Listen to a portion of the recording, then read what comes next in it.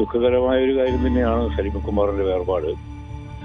വളരെ അടുപ്പമുണ്ടായിരുന്ന ഒരു വ്യക്തിയായിരുന്നു. മാത്രമല്ല മലയാളത്തിലെ മികച്ച നടന്മാരിൽ ഒരാളാണ്. അത് ഹാസ്യമാണെങ്കിലും ശരി, ഗൗരവമാർന്ന വിഷയങ്ങളാണെങ്കിലും ശരി, അതിൽ ഒക്കെ തന്നെ തന്റെ പ്രാഗൽഭ്യം തെളിയിച്ച് പുരസ്കാരങ്ങളൊക്കെ നേടിയിട്ടുള്ളൊരു നടൻ. അതിലുപരി വ്യക്തമായ കാഴ്ചപ്പാടുള്ളൊരു രാഷ്ട്രീയ കാഴ്ചപ്പാടുള്ള ഒരു മനുഷ്യൻ എന്നുള്ള രീതിയിലാണ് എനിക്ക് കൂടുതൽ ബഹുമാനം. അതായത് ഒരുപാട് ശത്രുക്കൾ ചുറ്റിലുമുണ്ടെങ്കിൽ പോലും തന്റെ നിലപാടിലും തന്റെ രാഷ്ട്രീയ ബോധ്യങ്ങളിലും ഉറച്ചു നിൽക്കാൻ കാണിച്ച ആ ഒരു ധീരമായൊരു മനസ്സുണ്ട്. അതായത് പ്രകോപനങ്ങൾ ഉണ്ടാക്കുന്ന രീതിയിൽ ഉള്ള വിമർശനങ്ങൾ, രാഷ്ട്രീയ വിമർശനങ്ങൾ വരും.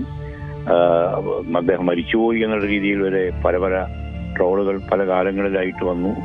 ഇത്തരം കാര്യങ്ങളൊക്കെ ഉണ്ടെങ്കിലും തനിക്ക് ബോധ്യമുള്ള രാഷ്ട്രീയ വിശ്വാസത്തെ മുറുകെ പിടിച്ചു നിന്ന ഒരു വ്യക്തി എന്നുള്ള രീതിയിൽ ഒരു ശരിയായ പൗരൻ എന്ന രീതിയിലുള്ള സലിംകുമാറിനെയാണ് എനിക്ക് കൂടുതൽ ഇഷ്ടം. എന്ത് തന്നെയായാലും അദ്ദേഹത്തിന്റെ വേർപാട് ദുഃഖകരം തന്നെ.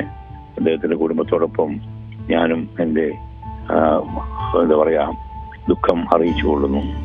അത്തരത്തിൽ മലയാളികളെ ഒക്കെ തന്നെ ചിരിപ്പിച്ചും കരയിപ്പിച്ചും കടന്നുപോയ ഒരു കാലഘട്ടം കൂടിയായിരുന്നു. ഈ ഒരു അവസരത്തിൽ അദ്ദേഹത്തോടൊപ്പമുള്ള ഏതെങ്കിലും ഒരു നിമിഷം, അത് മറക്കാനാവാത്ത ഒരു അവസരം, അങ്ങനെ എന്തെങ്കിലും ഓർമ്മയിൽ വരുന്നുണ്ടോ? മറക്കാനാവാത്ത അവസരം എന്ന് പറഞ്ഞാൽ ഞങ്ങൾ ഒരുമിച്ച് അഭിനയിച്ച സിനിമകളില്ലെങ്കിലും ഞാൻ സിനിമയിൽ വന്ന സമയത്ത്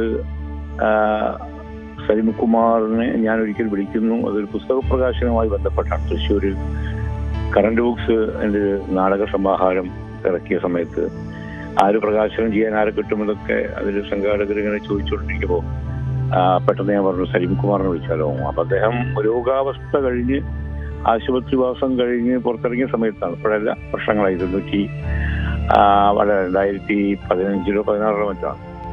അദ്ദേഹം ഉടൻ വരികയും അതിൽ പങ്കെടുക്കുകയും വളരെ സരസമായി അദ്ദേഹം കഥ എഴുതാൻ ശ്രമിച്ച കഥകളും അധ്യാപകൻ കഥ വായിച്ചിട്ട് ഇത് MT വാസുദേവൻ എഴുതിയ കഥയാണല്ലോ എന്ന് പറയുകയും, പിന്നൊരു കഥ എഴുതി കൊണ്ടു ചെന്നപ്പോൾ ഇത് T പത്മനാഭൻ എഴുതിയ കഥയാണല്ലോ എന്ന് ചോദിച്ച് അങ്ങനെ ചെവിക്ക് പിടിച്ച കഥയും ഒക്കെ പറഞ്ഞ് പിന്നീട് അദ്ദേഹം കഥാരചനയിലേക്ക് തിരിച്ചിട്ടേ ഇല്ല എന്നൊക്കെ പറഞ്ഞിട്ട് വളരെ സരസവും രസകരവും ചിന്തോദ്ദീപകവുമായ ഒരു പ്രസംഗം നടത്തി. ഞങ്ങൾ അവന് പരിചയം പോലില്ല.